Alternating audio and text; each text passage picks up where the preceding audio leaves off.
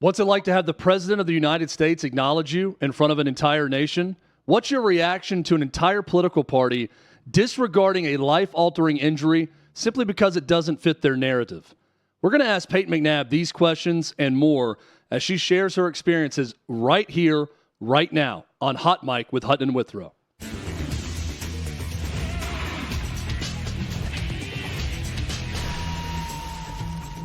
And this is Hot Mic with Hutton and Withrow. Very special show today. Payton McNabb has been the source of a lot of conversation across the country because she appeared on a television program, actually a pretty serious event with a president addressing the nation and addressing Congress that turned into a television spectacle at times. But she was a big part of this event when President Donald Trump acknowledged her. We're going to tell Payton McNabb's story and talk to her right now. And Payton is kind enough to join us. Payton, I had a chance to get to meet you and your mom, the pride of Murphy, North Carolina. I know both of you at an event this past summer here in Nashville. I had an awesome time getting to know both of you. Really appreciate you taking the time to hop on with us here at OutKick today. Absolutely. I'll never turn down an OutKick opportunity. So I want to start with this, Payton, and we're going to get into kind of everything that went into last night, some behind-the-scenes stuff with that, and the reaction to your appearance in that congressional address from President Trump. But first, I think it's important for people to understand your story. We kind of got the Cliff Notes version of it last night. You're a high school volleyball player. You're 17 years old in North Carolina, and your life changed when you were struck by a 70-mile-per-hour spike from a male opponent in a high school volleyball match. Can you take it from there for us and kind of tell us what went into that and what life has been like since that moment for you? Yeah, obviously my life has never been the same since that day. It was 100% avoidable, and I think that's why it's so incredibly frustrating that it happened, but I believe it happened for a reason, which is why I continue to share my story. But yeah, that day it should have never happened, and we had to prepare differently in order to play this guy, and I'd been playing against him for 4 years, which it was never okay. But COVID kind of hid a lot of it, and he didn't hit puberty until guys usually tend to do so.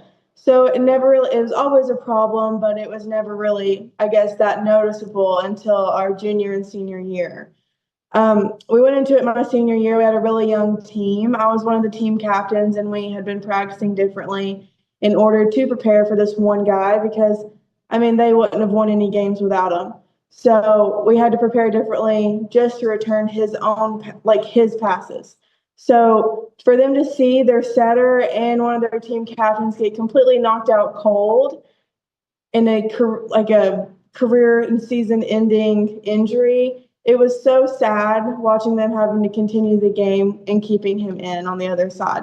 So ever since then, I have just been trying to speak out because I never want what happened to me to happen to another girl ever again. And I have two girls, and I coach my oldest right now in travel softball and rec league softball.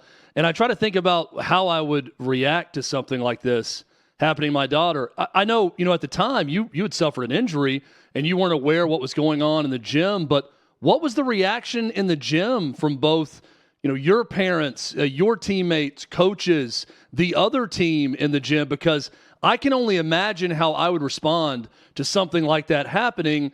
And unfortunately, it would start with checking on my daughter, but then it would immediately go to, now get this guy off the court would be the next response so they don't hurt somebody else. Absolutely. I think that the whole gym went silent when it happened. There was one scream in the video that you can hear, and everyone knew it was wrong. No one knew what to do because in North Carolina that was allowed. He wasn't doing anything wrong at the time. So it was definitely a weird vibe. No one knew again what we were supposed to do. We're in the middle of nowhere, rural North Carolina. We never see this. So I think the Lord was actually going before us and protecting us because that was the only game my parents didn't go to. They feel horrible to this day, but honestly, they don't even know how they would have reacted. But it's heartbreaking. They feel guilty when it's not their fault, but being a parent and seeing your daughter go through what I did, I can't even imagine the emotions, and they're still trying to deal with it to this day. So it's hard on the parents just as much, and it's an emotional toll that really took over me and my entire family. And having met your mom and spent some time talking to her, I think I know exactly how she would have responded. It probably would have been similar to the way I would have responded in that situation. Payton McNabb is our guest. Payton, how are you doing physically now with everything and the injuries that you suffered on that day? Well, it's been a little over 2 years. My body and mind are still recovering. Thankfully, I have healed a lot since then. I don't deal with nearly as much as I did in the beginning, but there are some things that are still sticking around. My headaches are still severe. I have a hard time retaining information, and, I have a hard time in school and have to get extra accommodations, which was something that I never had to deal with before. So, and the rest of my body, it hasn't just affected my head, it has affected my whole body. And it's frustrating and it sucks, but that's the reality of it. So I'm just trying to see the positive through it and hopefully use it for good. But I've come a long way, and hopefully I just continue to heal. So we've known your story for a long time. A lot of viewers of this show obviously know your story. A lot of readers of OutKick know your story. But here was the moment last night where the rest of America was introduced to the Payton McNabb story. 3 years ago, Payton McNabb was an all-star high school athlete, one of the best, preparing for a future in college sports. But when her girls' volleyball match was invaded by a male, he smashed the ball so hard in Payton's face, causing traumatic brain injury, partially paralyzing her right side and ending her athletic career. It was a shot like she's never seen before. She's never seen anything like it. Payton is here tonight in the gallery, and Payton, from now on, schools will kick the men off the girls' team, or they will lose all federal funding.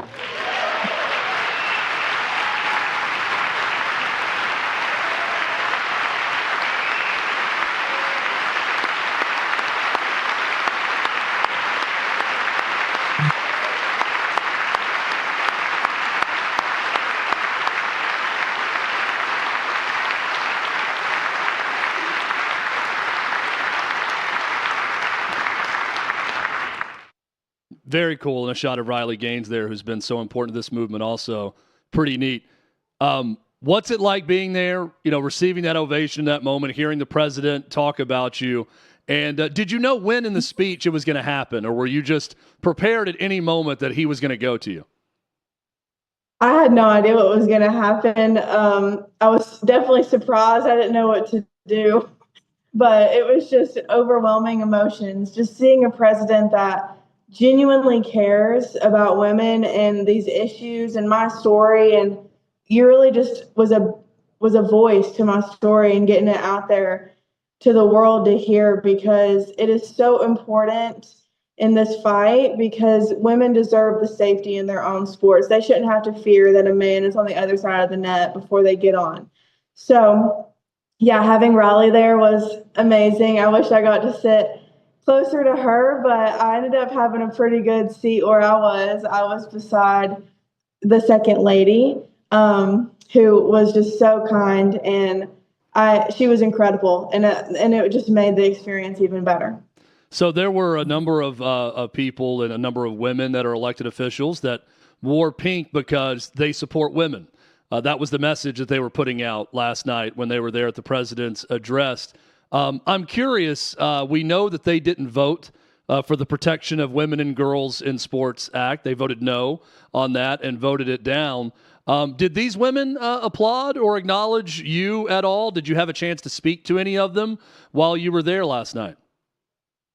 No, of course not. They did not stand or applaud when I was getting introduced, which, I don't expect anything else from them. They are completely out of touch and complete hypocrites. I mean, how do you claim to be the party for women when zero Democrats vote for the Protection of Women and Girls? It literally makes no sense, but they don't usually make any sense. So I wasn't surprised, but it's just the hypocrisy and the irony and all of it. It was almost comical seeing them down there parading themselves around like these big champions for women when they're the complete opposite. They are anti-women, and they have proven that over and over again, how completely out of touch they are. This is an issue that 80% of America agrees on, and across all party lines, but they are willing to die on this hill to push this woke agenda still. And I don't understand why. I never will. But we're not going to stop fighting, and they're never going to stop hearing from us. If you had a chance to sit down with Nancy Pelosi or any of these women one-on-one and just share your story, no malice, no ill intentions, anything like that, would you accept that opportunity to just sit down and explain where you're coming from and where you'd like to see women's sports go into the next decade?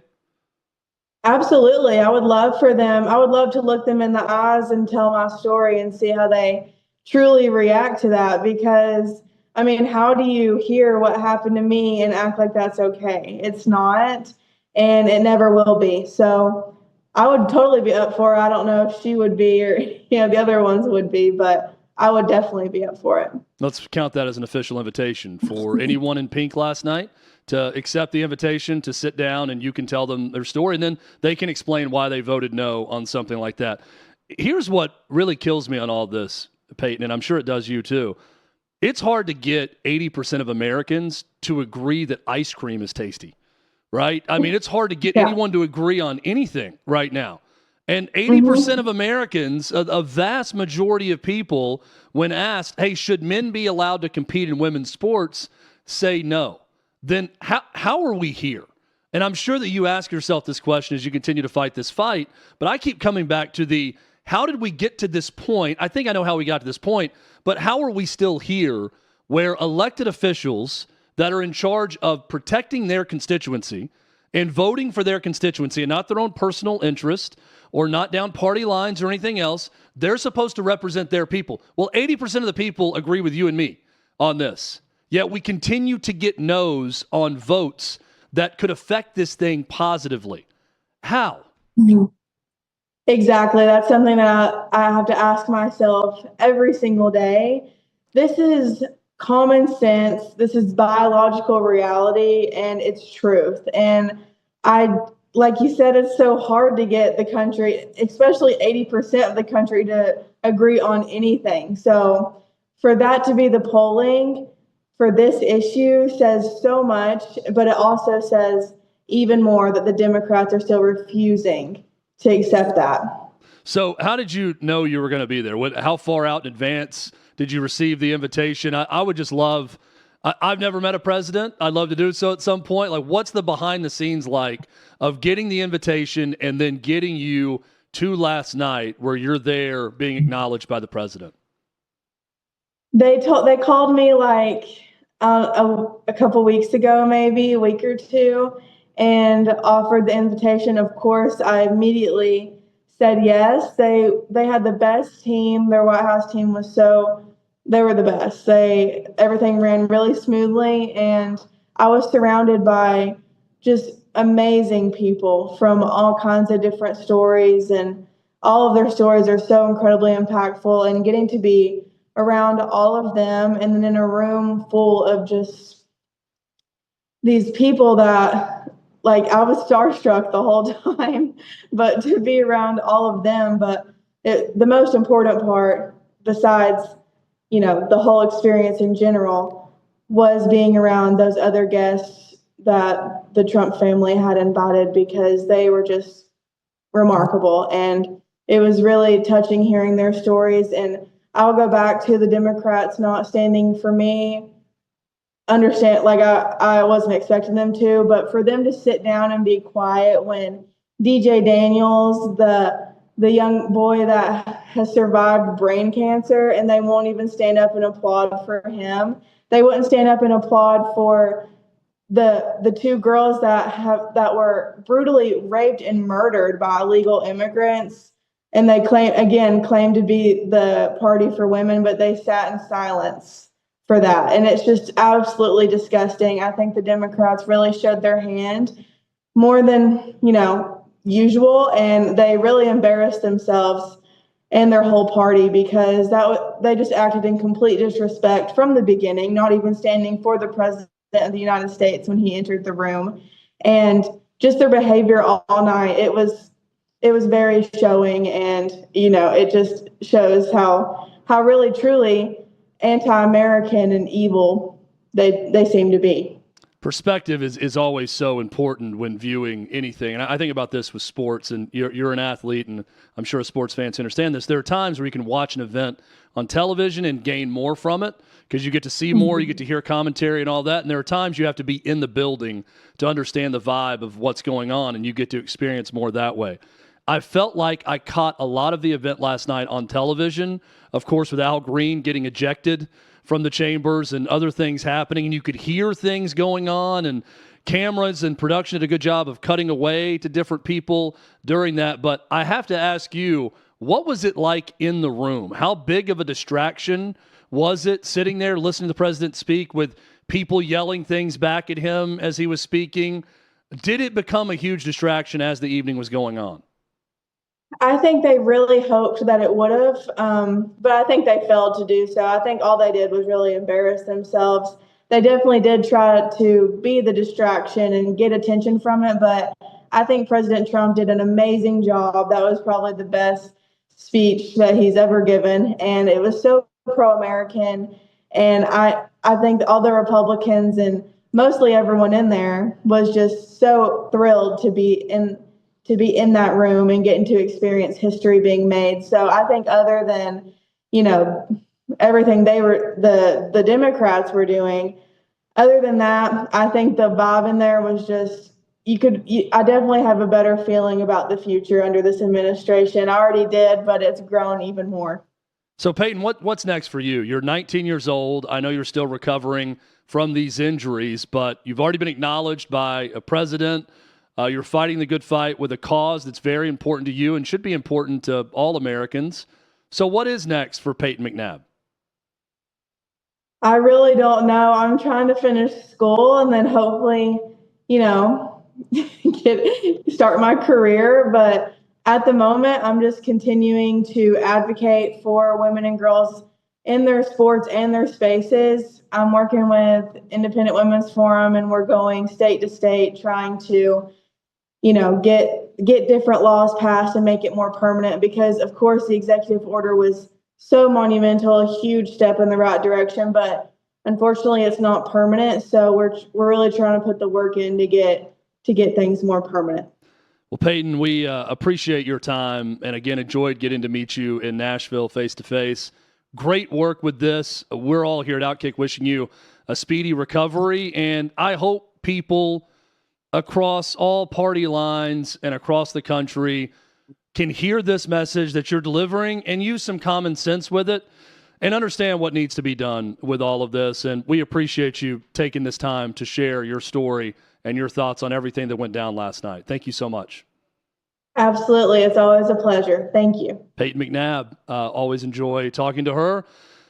And we always hope here at OutKick that common sense will prevail. Doesn't often happen, especially in today's world, but that is my solemn prayer every single day. Look at a situation, understand what it is, and apply some common sense. That did not happen last night when people did not stand and acknowledge Payton. It didn't happen when they didn't stand and acknowledge young DJ who's fighting brain cancer. It did not happen when every Democrat voted down this bill that would have helped protect women and girls in sports by keeping boys and men out of their sports. It needs to start happening. And again, that's my wish. That's Payton's wish. And here's to all of us hoping it's not too much to ask. It's been a heck of a show. We've had a great time today. Big thanks to Payton McNabb for joining us. Always remember to like, comment, and subscribe on the OutKick YouTube page. And we'll be back at it tomorrow right here on the OutKick Network with Hot Mike with Hutton and Withrow.